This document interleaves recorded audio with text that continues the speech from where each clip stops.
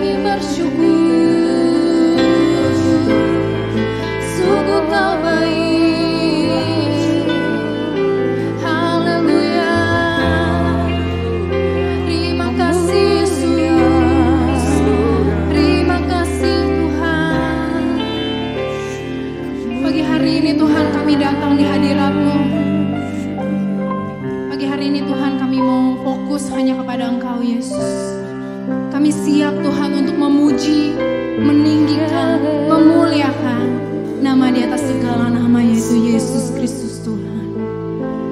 Pada pagi hari ini kami siap Tuhan, kami siap untuk bersuka cita di dalam Engkau Yesus. Terima kasih ya Bapak, terima kasih Yesus buat penyertaan-Mu atas setiap hidup kami. Kami buka ibadah kami hanya dalam satu nama yang dahsyat, yaitu Yesus Kristus Tuhan. Haleluya. Haleluya. Haleluya.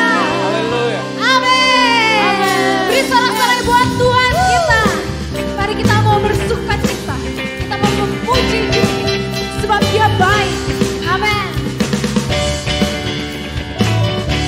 Mari masuk gerbangnya, bersyukur kepadanya.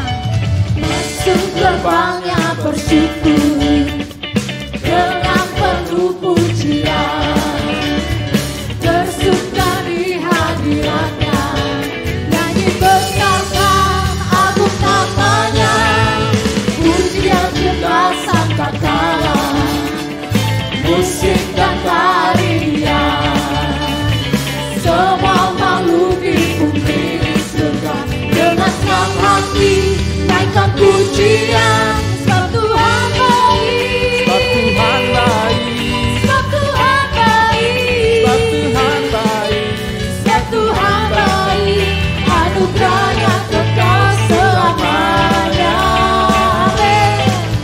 Sebab Tuhan baik, sebab Tuhan baik, sebab Tuhan baik, sebab Tuhan baik, anugerahnya kekal selamanya. Sebab Tuhan baik, anugerahnya kekal selamanya. Amin. Mari kita angkat pujian ini. Katakan, Yesus Kristus Allah Tuhanku, pencipta segalanya, datang sujud di hadapannya, nanti besarkan agung namanya, pujinya kekal sangka kala, musik dan tarian, semua makhluk di bumi surga dengan siap hati naikkan pujian. Katakan, Tuhan baik, sebab Tuhan baik, sebab Tuhan baik, sebab Tuhan baik, sebab Tuhan baik, anugerahnya kekal selamanya. Sebab Dia baik, sebab Tuhan baik, sebab Tuhan baik, sebab Tuhan baik, sebab Tuhan baik, anugerahnya kekal selamanya. Sekali lagi, angkat tanganmu katakan, sebab Tuhan baik, sebab Tuhan baik, sebab Tuhan baik, sebab Tuhan baik, sebab Tuhan baik, anugerahnya kekal selamanya. Sebab Tuhan baik, sebab Tuhan baik, sebab Tuhan baik, sebab Tuhan baik, anugerahnya kekal selamanya. Sebab Tuhan baik, anugerahnya kekal selamanya. Amin. Sebab Tuhan baik, sebab Tuhan baik, anugerahnya kekal selamanya.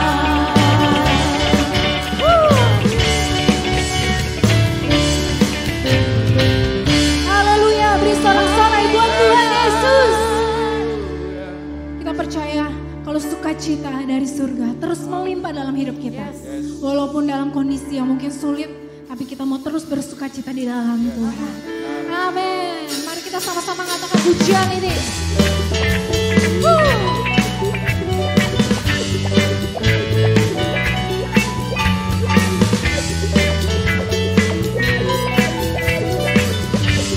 Mari katakan bersama.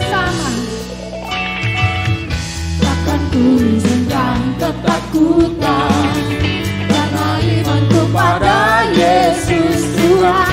Tak ada alasan tawar hati, karena Yesus ada di sini. Ku percaya firman Tuhan sanggup menghidupkan dan berikan sukacita dalam Tuhan melimpah, melimpah.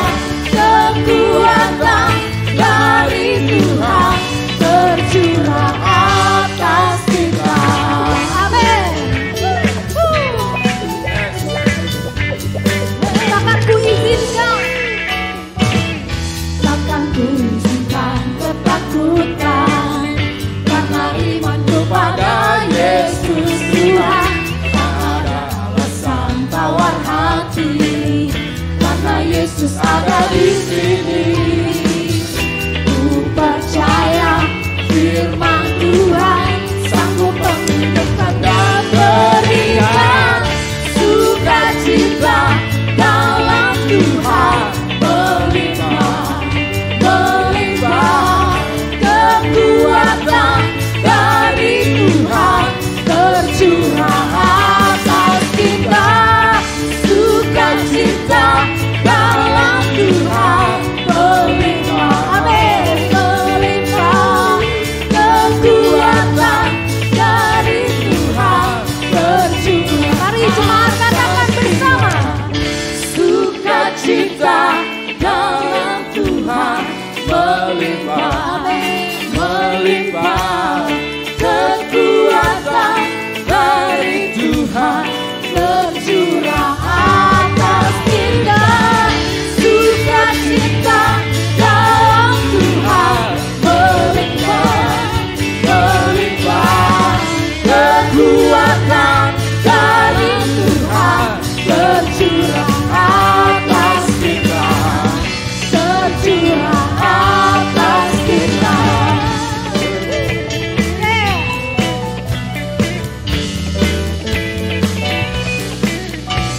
Haleluya, haleluya. Kita percaya kalau sukacita itu melimpah terus dalam hidup kita. Haleluya. Mari kita akan mendengarkan firman Tuhan pada pagi hari ini. Kita siapkan hati kita.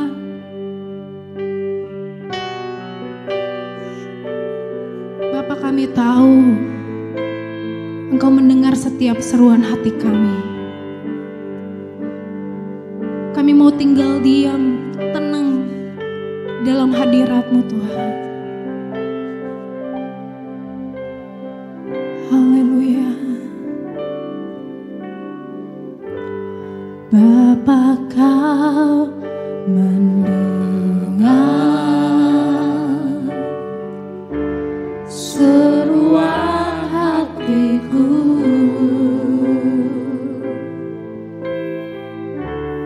Tak pernah Kau lepaskan dari kasih-Mu.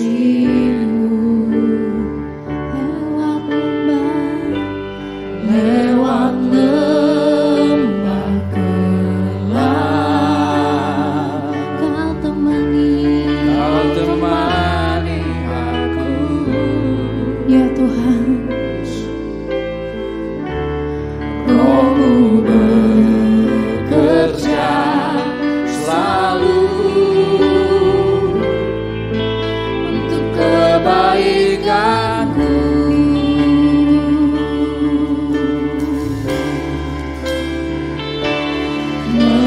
Mengalir kuasa dari tempat maha tinggi, Bapa Kekal mulia, Kau hadir di sini, memulihkan hati, menyembuhkan yang terluka.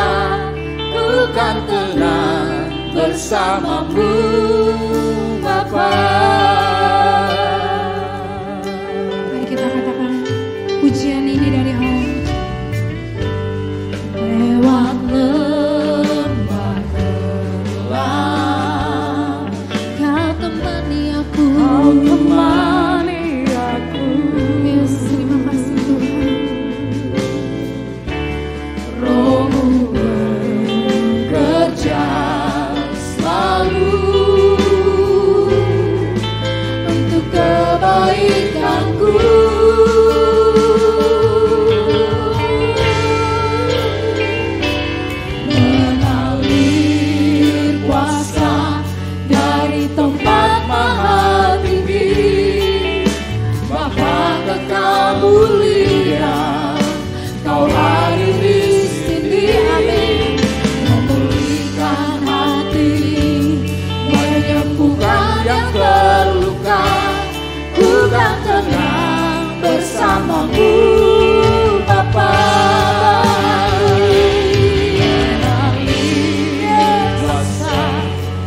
dari tempat maha tinggi.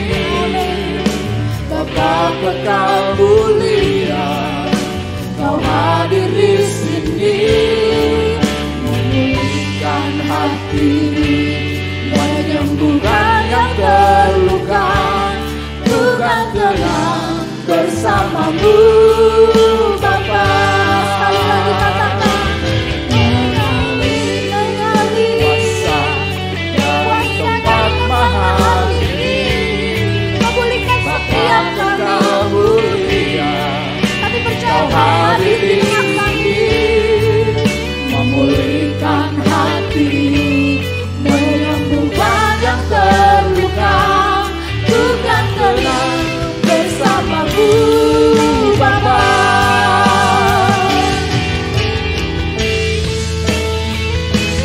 Mengalir kuasa dari tempat maha tinggi. Bapa kekal mulia, Kau hadir di sini, memulihkan hati, menyembuhkan yang terluka. Tuhan tenang bersamamu, Bapa. Tuhan tenang bersamamu, Bapa. Tuhan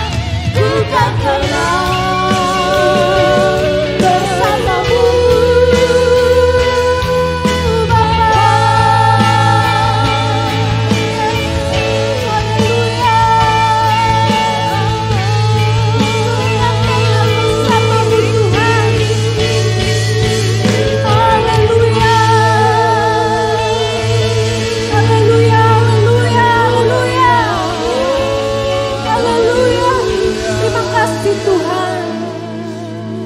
Terima kasih Yesus.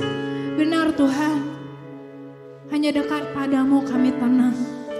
Walau lewati lembah kami tenang, sebab kami beserta dengan Engkau. Setiap hari kami beserta dengan Engkau Yesus. Engkau menuntun setiap kami.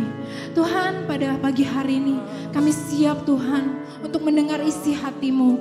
Berbicaralah Tuhan kepada kami semua ya Bapa. Walaupun kami di tempat kami masing-masing, tapi kami percaya kami mendapatkan sesuatu, kami menerima kuasa, kami menerima berkat daripada-Mu Tuhan. Dan Roh-Mu bekerja di antara setiap kami yang menonton. Terima kasih ya Bapak, terima kasih Yesus. Kami sambut firman-Mu ini dalam nama Yesus Kristus Tuhan kami. Amin. Saya serahkan kepada hambanya yang akan menyampaikan firman Tuhan. Shalom. Jemaat GSCA Elroy yang dikasihi Tuhan, apa kabar hari ini? Saya berharap dan terus berdoa agar semua sidang jemaat yang dikasihi Tuhan tetap sehat dan diberkati oleh Tuhan. Baiklah, pada pagi ini kita akan kembali merenungkan firman Tuhan dengan tema menang dalam mengatasi badai kehidupan. Ayat Alkitab saya ambil dari kitab Ayub pasalnya yang pertama, ayat 1 sampai ayat yang ke-22, tetapi pagi hari ini saya hanya bacakan sampai ayat yang ke-12, dan nanti di dalam poin-poin saya baru kita akan membaca bagian atau ayat-ayat yang lainnya. Kitab Ayub pasal 1 ayat 1 sampai ayat yang ke-12. Bunyi firman Tuhan demikian. Ada seorang laki-laki di tanah Uz bernama Ayub. Orang itu saleh dan jujur, ia takut akan Allah dan menjauhi kejahatan. Ia mendapat 7 anak laki-laki dan 3 anak perempuan. Ia memiliki 7.000 ekor kambing domba, 3.000 ekor unta, 500 pasang lembu, 500 keledai betina, dan budak-budak dalam jumlah yang sangat besar. Sehingga orang itu adalah orang terkaya dari semua orang di sebelah timur. Anak-anaknya yang lelaki biasa mengadakan pesta di rumah mereka masing-masing menurut giliran, dan ketiga saudara perempuan mereka diundang untuk makan dan minum bersama-sama mereka. Setiap kali apabila hari-hari pesta telah berlalu, Ayub memanggil mereka dan menguduskan mereka. Keesokan harinya, pagi-pagi bangunlah Ayub lalu mempersembahkan korban bakaran sebanyak jumlah mereka sekalian. Sebab pikirnya, mungkin anak-anakku sudah berbuat dosa dan telah mengutuki Allah di dalam hati. Demikianlah dilakukan Ayub senantiasa. Pada suatu hari datanglah anak-anak Allah menghadap Tuhan, dan di antara mereka datanglah juga iblis. Maka bertanyalah Tuhan kepada iblis, "Dari mana engkau?" Lalu jawab iblis kepada Tuhan, "Dari perjalanan mengelilingi dan menjelajah bumi." Lalu bertanyalah Tuhan kepada iblis, "Apakah engkau memperhatikan hambaku Ayub?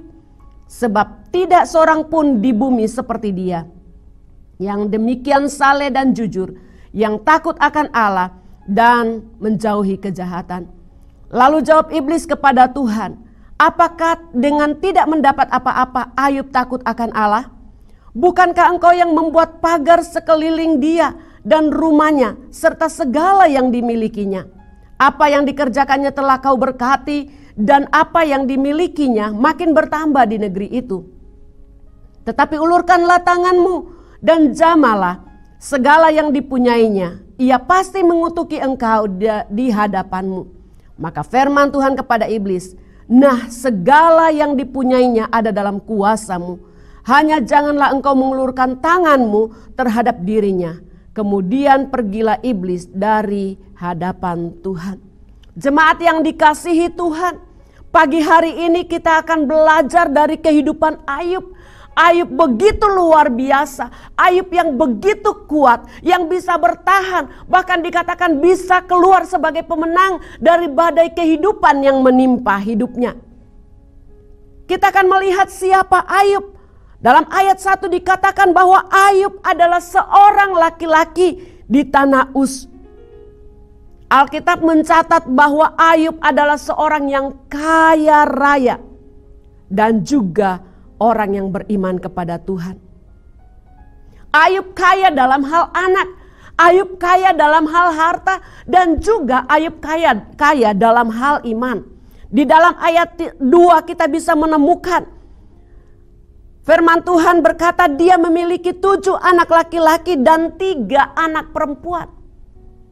Pada zaman itu ada pepatah yang mengatakan atau istilah yang mengatakan banyak anak banyak rejeki. Kalau kita berjumpa dengan kerabat atau sahabat-sahabat yang mungkin sudah tidak lama berjumpa dengan kita, hal pertama yang mereka akan tanyakan, berapa anakmu? Berapa keturunanmu? Mereka tidak akan bertanya, berapa luas sawah yang engkau miliki? Berapa tingkat rumah yang engkau miliki? Berapa mobil yang engkau bisa beli? Tetapi yang mereka tanyakan adalah berapa anakmu? Karena mereka tahu bahwa anak adalah masa depan mereka. Ayub memiliki 10 anak. Itu sesuatu yang luar biasa. Kemudian dia tidak hanya kaya keturunan, Ayub juga kaya dalam hal harta. Di dalam ayat yang ketiga, Alkitab mencatat bahwa ia memiliki 7.000 ekor kambing domba, 3.000 ekor unta, 500 pasang lembu, 500 keledai betina, dan budak-budak dalam jumlah yang sangat besar. Sehingga orang itu adalah orang terkaya dari seluruh orang di sebelah timur. Kekayaan Ayub luar biasa. Dan dalam ayat 1 dan 8 kita menemukan bahwa Ayub tidak hanya kaya dalam hal keturunan. Ayub tidak hanya kaya dalam hal harta, tetapi dia juga kaya dalam hal iman. Dikatakan di situ Ayub adalah orang saleh dan jujur. Ayub adalah orang yang takut akan Allah, dan Ayub selalu menjauhi kejahatan. Bahkan Alkitab mencatat bahwa tidak ada seorang pun yang seperti dia di muka bumi ini. Ini sesuatu yang luar biasa. Ayub kaya dalam segala hal. Tetapi pagi hari ini saya mau katakan meskipun dia kaya secara keturunan, dia kaya dalam hal harta, dia kaya dalam hal iman, tetapi dia juga bisa mengalami badai kehidupan. Sidang jemaat yang dikasihi Tuhan, badai kehidupan itu bisa datang kepada siapa saja. Badai kehidupan itu tidak pandang bulu. Bisa menimpa saya, bisa juga menimpa saudara. Badai kehidupan bisa menimpa orang kaya, bisa menimpa orang miskin. Badai kehidupan bisa menimpa orang yang tidak takut akan Tuhan. Bisa juga menimpa orang yang takut akan Tuhan. Badai kehidupan bisa menimpa orang terpelajar ataupun orang yang tidak terpelajar. Jadi singkat, saya mau katakan bahwa badai kehidupan bisa dialami oleh semua orang. Nah, pada waktu kita diperhadapkan kepada badai kehidupan, yang terpenting adalah bagaimana agar kita bisa melewati badai kehidupan itu dan bisa keluar sebagai pemenang. Seperti yang dialami oleh Ayub. Nah, pagi hari ini saya memberikan 3 rahasia yang saya temukan di dalam kisah Ayub. Yang membuat Ayub bisa bertahan, yang membuat Ayub bisa mengatasi badai kehidupan, bahkan dia bisa keluar sebagai pemenang. Hal yang pertama, atau rahasia yang pertama dikatakan bahwa Ayub percaya kepada kedaulatan Tuhan. Sidang jemaat yang dikasihi Tuhan, firman Allah berkata bahwa Allah berdaulat atas segala sesuatu. Amin.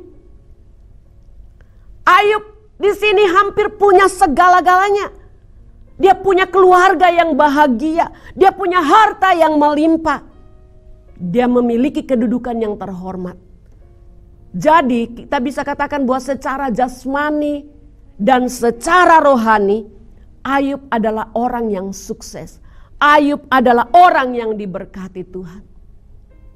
Tetapi mari kita melihat.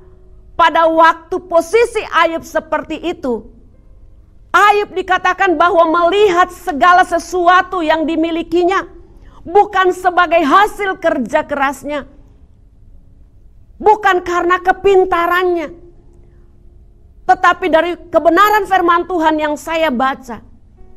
Ayub melihat segala sesuatu yang dimilikinya pada saat itu sebagai titipan Tuhan. Sebagai anugerah daripada Tuhan. Mari kita seperti Ayub. Pada waktu kita dipercayakan sesuatu daripada Tuhan. Jangan kita melihatnya sebagai sesuatu yang kita dapatkan karena kita hebat, karena kita pintar, karena kita luar biasa. Tetapi marilah lihat segala pemberian itu sebagai anugerah daripada Tuhan. Ayub percaya kepada Allah sebagai Allah yang berdaulat. Dikatakan bahwa Ayub percaya dalam segala sesuatu yang terjadi di kehidupannya. Termasuk badai kehidupan yang sedang menimpa dia, termasuk kesengsaraan yang menimpa dia. Ayub percaya bahwa itu adalah bagian dari rencana Allah di dalam kehidupannya. Ayub sangat-sangat percaya bahwa apapun yang Tuhan izinkan terjadi dalam kehidupannya, Allah tidak tinggal diam. Allah ada di dalamnya. Dengan kata lain, Allah berdaulat di dalam segala sesuatu yang terjadi. Kita melihat di dalam pasal 1 ayat 13 sampai 19. Itu ada rentetan dari persoalan yang dialami oleh Ayub. Persoalan-persoalan itu dikatakan bahwa orang-orang Sheba menyerang dan merampas lembu, sapi dan keledainya. Kemudian persoalan berikutnya datang lagi, dikatakan api telah menyambar dari langit dan memakan habis kambing dombanya dan penjaga-penjaganya. Belum lagi selesai persoalan ini, dikatakan lagi ada persoalan berikutnya, bahwa orang-orang Kasdim menyerbu unta-untanya dan merampasnya serta memukul para penjaganya dengan pedang. Persoalannya belum selesai. Ada lagi orang yang keempat datang membawa laporan, mengatakan bahwa anaknya yang sedang berpesta pora itu tiba-tiba ada angin ribut bertiup dari seberang padang gurun. Dan dikatakan rumah yang ditempati mereka itu roboh. Dengan demikian anak-anak Ayub yang ada di dalamnya, yang sedang berpesta pora, semuanya meninggal. Sidang jemaat yang dikasihi Tuhan, laporan yang begitu bertubi-tubi datang kepada Ayub. Saya pastikan bahwa waktu itu Ayub sakit hati. Saya pastikan bahwa pada saat itu Ayub syok mendengar laporan itu. Belum lagi dikatakan bahwa pada saat itu Ayub kena penyakit bara yang busuk dari ujung kakinya sampai ujung kepalanya. Kita bisa membayangkan betapa luar biasanya badai kehidupan yang silih berganti datang di dalam kehidupan Ayub. Namun di dalam kesedihannya, di dalam penderitaan yang Ayub hadapi, dikatakan firman Tuhan bahwa Ayub tetap menjaga kesetiaannya kepada Tuhan. Ayub tetap tidak berbuat dosa. Ayub tetap menjaga kesalehannya di hadapan Tuhan. Ketika Ayub mendapat laporan-laporan yang sangat menyedihkan itu, hal pertama yang Ayub lakukan adalah memandang kepada Allah dalam pengharapan dan memuji Dia. Ayub memuji Allah sebagai sumber dari segala sesuatu.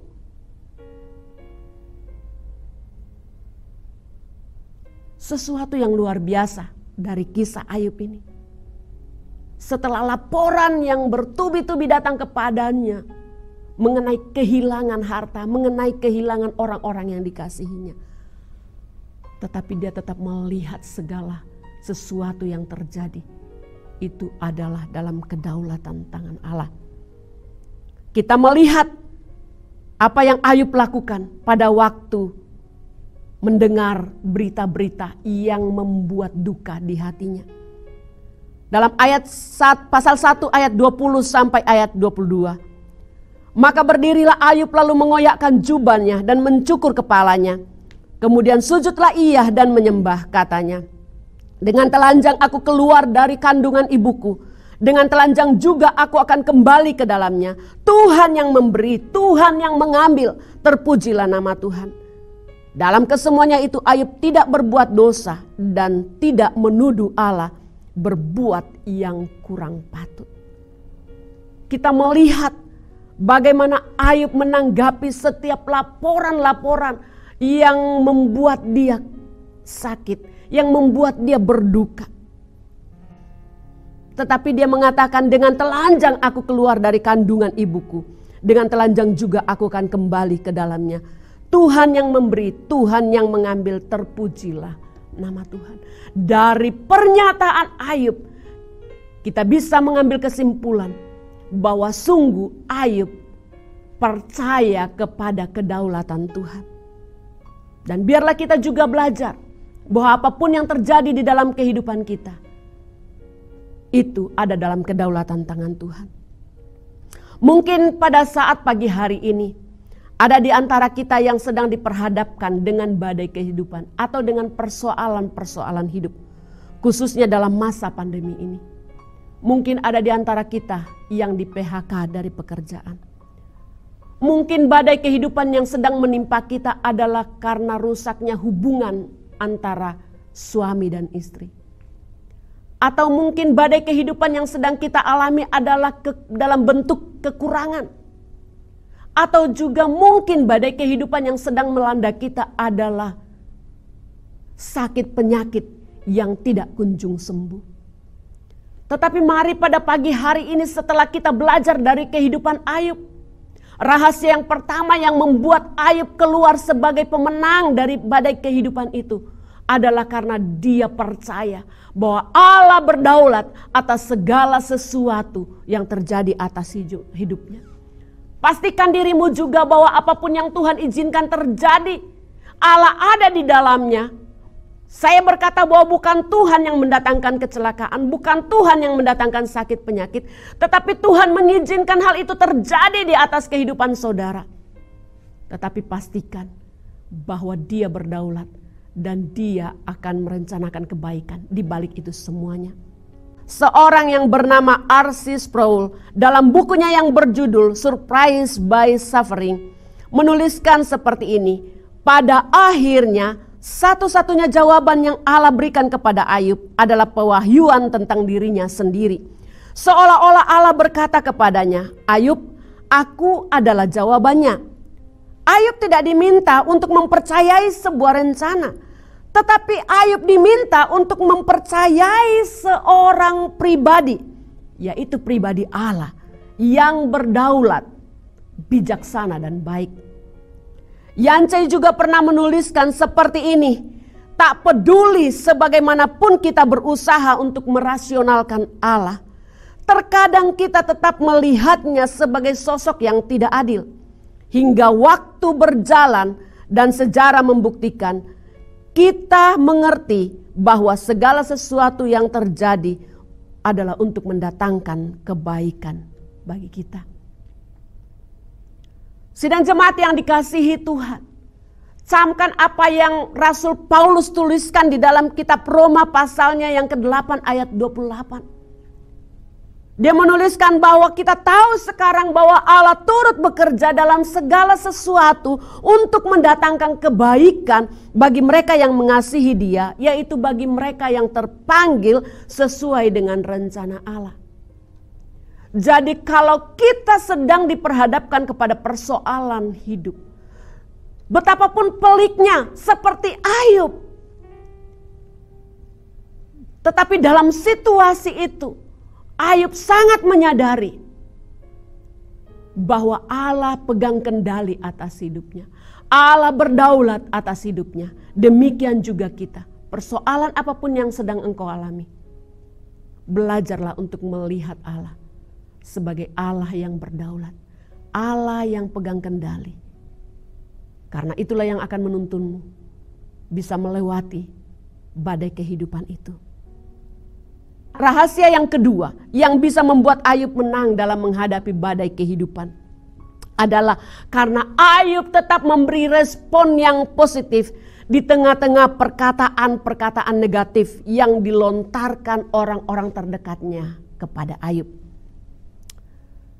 Jemaat yang dikasihi Tuhan, serangan iblis untuk mematahkan Ayub melalui bencana dan duka cita, saya mau katakan tidak berhasil. Tetapi iblis tidak tinggal diam, iblis tidak menyerah. Iblis mencari cara yang lain. Cara yang lain yang dilakukan oleh iblis adalah ia mencoba meruntuhkan iman Ayub melalui orang-orang terdekatnya. Coba kita lihat di dalam pasal 2 ayatnya yang ke-9. Maka berkatalah istrinya kepadanya, masih bertekunkah engkau dalam kesalehanmu? Kutukilah Allahmu dan matilah. Jemaat yang dikasihi Tuhan, pada waktu Ayub berduka, pada waktu Ayub ditimpa berbagai persoalan hidup, seharusnya orang terdekatnya atau pasangan hidupnya adalah orang yang mampu untuk memberikan dukungan. Tetapi yang kita lihat adalah sebaliknya. Orang terdekat Ayub, yaitu istrinya sendiri, yang seharusnya menjadi penolong bagi Ayub, tetapi malah menjadi perongrong bagi Ayub. Istrinya datang, seolah-olah dia mau menasehati Ayub. Dia berkata bahwa Ayub, kau selama ini sudah menunjukkan kesetiaanmu kepada Tuhan. Seharusnya kalau engkau sudah setia kepada Tuhan, Tuhan juga harusnya dong setia kepadamu dan mengasihani engkau. Seharusnya kalau engkau setia kepada Tuhan, persoalan ini tidak akan datang menimpamu. Secara akal manusia itu bisa diterima.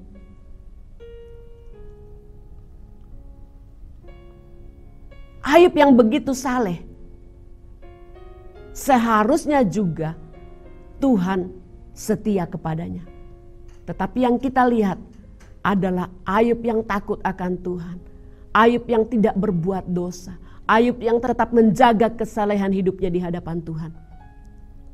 Dia diizinkan untuk mengalami berbagai-bagai persoalan. Dan istrinya datang memberi nasihat kepada dia. Kalau sudah demikian, lebih baik kutuki Allahmu dan mati saja. Kalau engkau sudah mati berarti habis perkara. Itu adalah nasihat dari yang selama ini dianggap sebagai penolong bagi Ayub.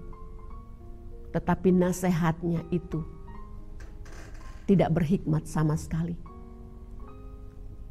Pada waktu Ayub menerima nasihat dari istrinya, Ayub menjawab atau memberi respon kepada istrinya di dalam pasal 2 ayat yang ke-10. Tetapi jawab Ayub kepadanya, engkau berbicara seperti perempuan gila. Apakah kita mau menerima yang baik dari Allah tetapi tidak menerima yang buruk? Ini respon yang diberikan oleh Ayub kepada istrinya. Istrinya menyuruh untuk mengutuki Allah. Tetapi jawaban atau respon Ayub adalah, masakan kita mau menerima yang baik saja dari Allah tetapi tidak mau menerima yang buruk. Responnya sangat positif. Responnya sangat luar biasa. Kita lihat hal berikut. Bagaimana Ayub bisa merespon positif kepada sahabat-sahabatnya yang datang untuk memberikan turut belasungkawa. Dikatakan bahwa pada waktu teman-teman Ayub mendengar bahwa Ayub sedang ditimpa oleh duka cita, teman-teman Ayub bersepakat untuk mengunjungi Ayub. Mereka berusaha untuk mau berempati, memberikan rasa belasungkawa kepada sahabatnya Ayub. Dan dikatakan bahwa dari kejauhan pada waktu teman-temannya melihat kondisi Ayub, mereka hampir tidak mengenali Ayub karena kondisi Ayub yang sangat mengerikan. Dan pada waktu sahabat-sahabatnya melihat seperti itu, mereka dikatakan menangis dengan suara nyaring. Mereka kemudian mengoyakkan jubahnya. Dan setelah mengoyakkan jubahnya, mereka menaburkan debu di kepalanya. Bahkan dikatakan mereka atau sahabat-sahabat Ayub ikut duduk bersama-sama dengan Ayub selama 7 hari, 7 malam. Tanpa berbicara satu kata pun. Jemaat yang kekasih di dalam Tuhan, sampai pada tahap ini kalau kita melihat sahabat-sahabat Ayub yang bernama Elifas, Bildad, dan Sofar sangat luar biasa. Empati mereka itu luar biasa. Mereka bisa menemani sahabatnya yang sedang berduka. Mereka bisa meratap bersama sahabatnya yang sedang berduka. Tetapi lewat daripada 7 hari 7 malam, barulah mulai mereka ngobrol. Dan pada waktu ada percakapan di antara mereka, kita melihat apa yang terjadi. Mereka mulai ngobrol, dan di dalam percakapan mereka dikatakan bahwa sahabat-sahabat Ayub atau ketiga sahabat Ayub itu mulai mengintimidasi Ayub. Mereka mulai mengatakan bahwa hal ini terjadi kepadamu karena dosa-dosamu. Mereka mulai menghakimi. Mereka mulai memojokkan Ayub. Dan pada saat itu saya percaya bahwa hati Ayub terluka. Saya percaya bahwa hati Ayub juga sedih mendengarkan nasihat-nasihat daripada ketiga sahabatnya. Sampai pada saat itu dikatakan bahwa Ayub menganggap ketiga sahabatnya itu sebagai penghibur-penghibur sialan. Tadinya mereka sudah menghibur dengan luar biasa, dengan berkabung bersama-sama dengan Ayub. Tetapi pada akhirnya mereka mengintimidasi Ayub. Mereka memojokkan Ayub dan berkata bahwa segala sesuatu itu terjadi karena dosa-dosamu. Di dalam hatinya yang sangat kecewa, dikatakan bahwa Ayub tetap menjaga hatinya untuk tidak kecewa kepada Tuhan. Ayub kecewa bukan hanya kepada sahabat-sahabatnya memberikan nasihat yang memojokkan dia. Bukan saja kecewa kepada istrinya, tetapi pada saat itu juga dikatakan dia sempat kecewa dengan dirinya sendiri. Tapi sekali lagi, meskipun dia kecewa dengan orang lain, meskipun dia kecewa dengan orang terdekatnya, dia tetap menjaga kesalehannya. Dia tidak kecewa kepada Tuhan. Mungkin ada di antara kita yang seperti Ayub, Bapak Ibu. Pada waktu kita ada dalam persoalan hidup, kita mengharapkan orang-orang terdekat kita, teman kita, atau mungkin rohaniawan, hamba Tuhan, gembala kita, yang bisa datang mengunjungi kita dan memberikan kesejukan kepada kita. Tetapi mungkin ada di antara mereka yang melontarkan kata-kata yang memojokkan. Ada di antara mereka yang melontarkan kata-kata yang mengintimidasi kita. Dan bahkan menyalahkan kita. Mengapa persoalan itu terjadi di dalam kehidupan kita? Mungkin kata mereka karena kita melakukan dosa. Kita diajak untuk koreksi diri di hadapan Tuhan. Saudara, saya tahu kita pasti akan kesal, kita pasti akan sakit hati.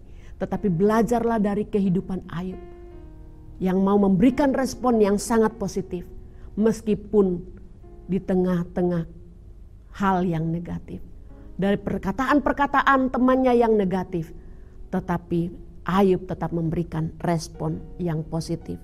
Di dalam pasal yang ke-16 ayat 20 dikatakan bahwa sekalipun aku dicemoohkan oleh sahabat-sahabatku, namun ke arah Allah mataku menengadah sambil menangis.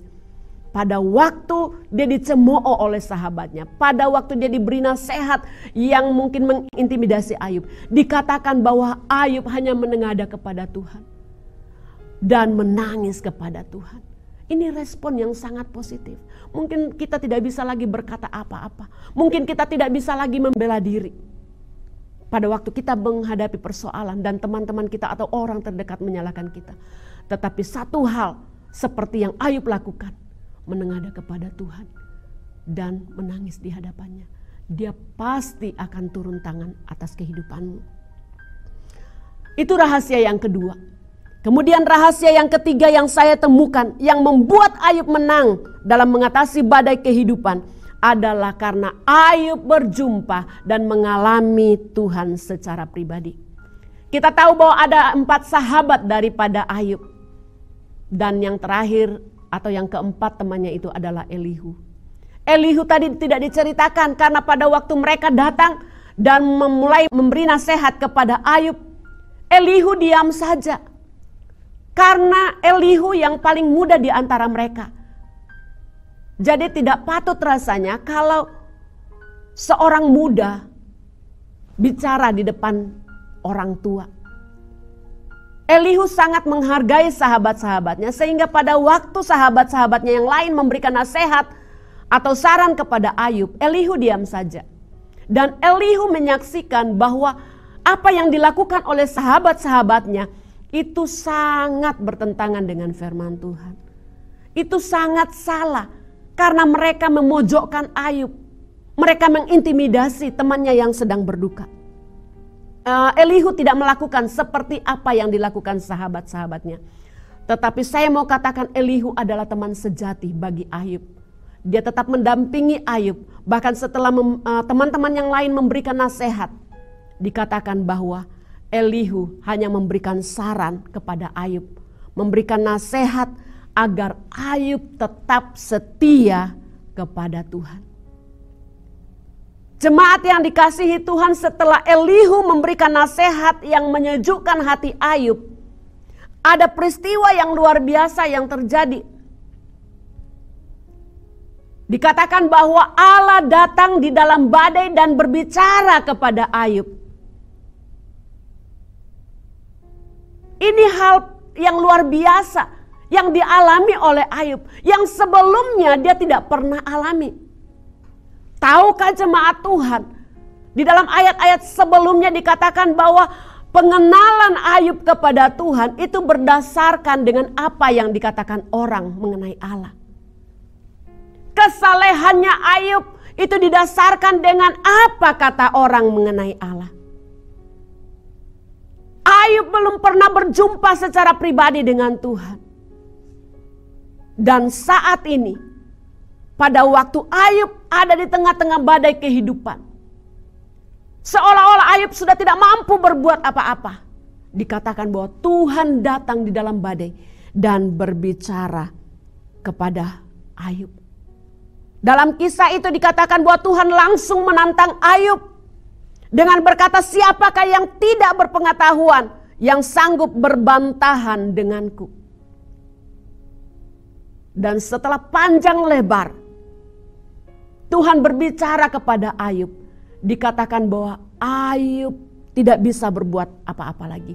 Ayub tidak bisa mengungkapkan sepatah kata pun kepada Tuhan, selain dia mengambil sikap merendahkan diri di hadapan Tuhan. Saat itu dikatakan bahwa Ayub merendahkan diri di hadapan Tuhan dan menyerahkan seluruh kehidupannya kepada Tuhan. Di dalam pasal 39 ayat 36 sampai 37 berbunyi, maka jawab Ayub kepada Tuhan, sesungguhnya aku ini terlalu hina. Jawab, apakah yang dapat kuberikan kepadamu? Mulutku kututup dengan tangan. Pada waktu Tuhan menantang Ayub, pada waktu Tuhan menjelaskan segala sesuatu yang terjadi kepada Ayub, dikatakan bahwa Ayub merendahkan diri. Dia tidak punya kata-kata yang lain selain merendahkan diri di hadapan Tuhan dan memberikan kehidupannya sepenuhnya kepada Tuhan. Saudara, perjumpaan Ayub dengan Tuhan itu mengerjakan banyak hal di dalam kehidupan Ayub. Dan pagi ini saya mau katakan, perjumpaan Ayub dengan Tuhan itulah awal dari pemulihan Ayub. Kita ingat kisah tentang perempuan Samaria yang berjumpa dengan Yesus di sumur Yakub. Kita pasti mengenal siapa wanita itu. Wanita itu adalah wanita yang dikucilkan karena tidak bermoral. Dia adalah seorang perempuan yang belum menikah tetapi secara terang-terangan hidup dengan 6 laki-laki. Sebelumnya perempuan itu atau wanita itu adalah pendosa. Dikatakan bahwa dia dikucilkan. Tetapi waktu dia berjumpa dengan Tuhan dan Tuhan berjumpa dengan dia, Tuhan mengajarkan banyak hal kepadanya. Dikatakan bahwa dia dipulihkan pada saat itu. Dan dia dipulihkan, dia diubahkan. Pada waktu dia diubahkan, dia menjadi wanita perpanjangan tangan Yesus untuk menyampaikan berita keselamatan kepada banyak orang. Sidang jemaat yang dikasihi Tuhan, poinnya di sini saya mau katakan perjumpaan dengan Yesus itu akan mengerjakan pemulihan di dalam kehidupanmu. Sebagaimana Ayub waktu berjumpa dan mengalami Tuhan secara pribadi. Disitulah Tuhan memulihkan kehidupannya. Demikian juga saudara dan saya. Kalau selama ini kita mengenal Allah karena apa kata orang. Tetapi pagi hari ini belajarlah untuk mencari wajah Tuhan. Belajarlah untuk merendahkan dirimu di hadapan Tuhan sampai engkau mengalami Dia secara pribadi. Maka saya pastikan Allah akan turun di atas persoalanmu. Kita perlu mencatat di dalam hati kita bahwa Allah itu tidak pernah tutup mata di atas persoalan kita. Allah itu tidak pernah menutup telinga kepada teriakan kita.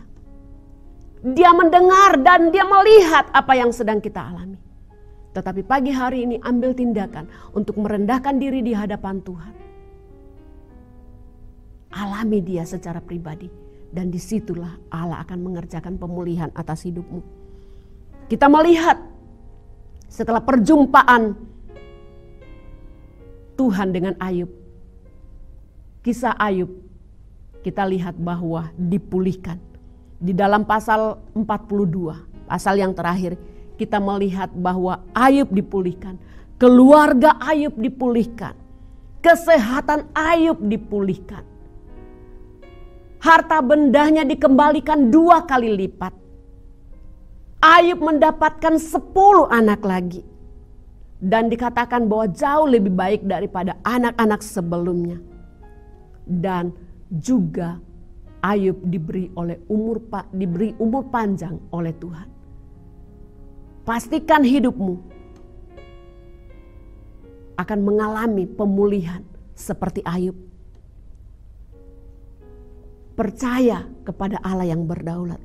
Beri respon yang positif kepada perkataan-perkataan negatif yang dilontarkan oleh orang lain kepadamu. Dan juga belajar untuk mengalami Tuhan di dalam setiap proses kehidupan ini. Kiranya firman Tuhan ini akan menolong kita untuk terus bertumbuh di dalam Dia. Kita tunduk kepala. Bapa di surga, terima kasih buat pagi hari ini. Hamba-Mu sudah berhenti berbicara. Tapi saya percaya bahwa kuasa Roh Kudus-Mu akan tetap berbicara di dalam hati setiap jemaat-Mu yang sudah mendengarkan berita kebenaran ini. Tuhan, kerjakan firman-Mu di dalam hati mereka. Dan buat mereka bertumbuh di dalam Engkau. Tilik setiap jemaat-Mu pada pagi hari ini. Mungkin ada di antara mereka yang juga sedang bergumul. Apapun yang menjadi pergumulan mereka, hamba percaya bahwa Engkau tidak pernah tutup mata. Engkau tidak pernah tutup telinga kepada seruan mereka. Kiranya Engkau akan menolong mereka. Sebagaimana Engkau datang dan berbicara kepada Ayub. Datanglah pada pagi hari ini dan berbicara kepada setiap umat-Mu. Dan pulihkan mereka. Bahkan bawa mereka sebagai pemenang-pemenang. Karena itulah yang kami lihat dari kehidupan Ayub. Engkau membawa dia keluar sebagai pemenang pada waktu Engkau memulihkannya. Terima kasih Bapa, terpujilah nama-Mu. Dalam nama Yesus kami sudah berdoa. Haleluya. Amin.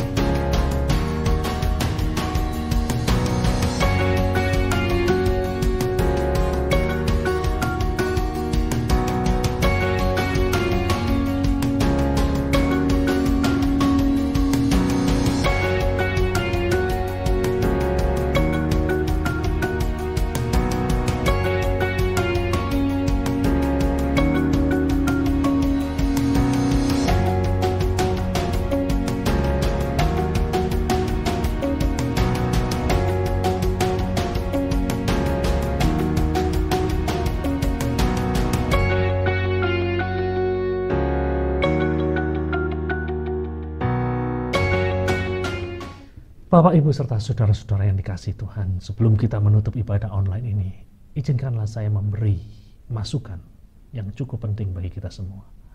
Yang pertama, kita perlu untuk waspada secara fisik. Dalam pengertian, di dalam masa-masa pandemi ini, kita menjaga diri sedemikian rupa. Kita tidak keluar bila tidak benar-benar perlu. Kita selalu mengenakan masker, agar kita semua tidak terpapar oleh virus COVID-19. Dan yang kedua yang tidak kalah pentingnya, kita juga perlu waspada secara rohani. Dalam masa-masa pandemi ini, jangan biarkan iblis membuat kita tertipu sehingga kita tidak lagi memiliki semangat untuk beribadah. Kita tidak lagi memiliki semangat untuk mencari dan mengalami Tuhan. Dan pada akhirnya, mari kita tutup ibadah kita dengan doa. Bapa di surga, kami mengucap syukur dan terima kasih untuk ibadah online yang telah berlangsung dengan baik. Dan kini hamba-Mu berdoa supaya perlindungan Allah yang Maha Tinggi menyelimuti seluruh jemaat-Mu Tuhan. Keluar dan masuk mereka dilindungi, sehingga tidak ada satupun dari antara mereka yang terpapar oleh virus COVID-19 di masa-masa pandemi ini. Hamba-Mu juga berdoa agar di mana masa-masa pandemi ini, di dalam masa-masa ekonomi yang kelihatannya semakin bertambah sulit ini, jemaat-Mu diberi kecukupan, bahkan kelimpahan. Terima kasih Tuhan. Anak-anak dari jemaat-Mu yang sedang studi, berikan pada mereka kerajinan, berikan pada mereka kesabaran untuk menjalani studi secara online. Terima kasih Tuhan, terima kasih. Pada akhirnya kami menyerahkan seluruh kehidupan kami ke dalam tangan-Mu yang penuh kasih dan penuh kuasa. Jemaat El-Roy, kini angkatlah kedua belah tangan-Mu. Tuhan memberkati dan melindungi engkau. Tuhan menyinari engkau dengan wajah-Nya dan memberimu kasih karunia. Tuhan menghadapkan wajah-Nya kepadamu dan memberimu damai sejahtera. Demi nama Tuhan Yesus, semua yang percaya berkata, amin.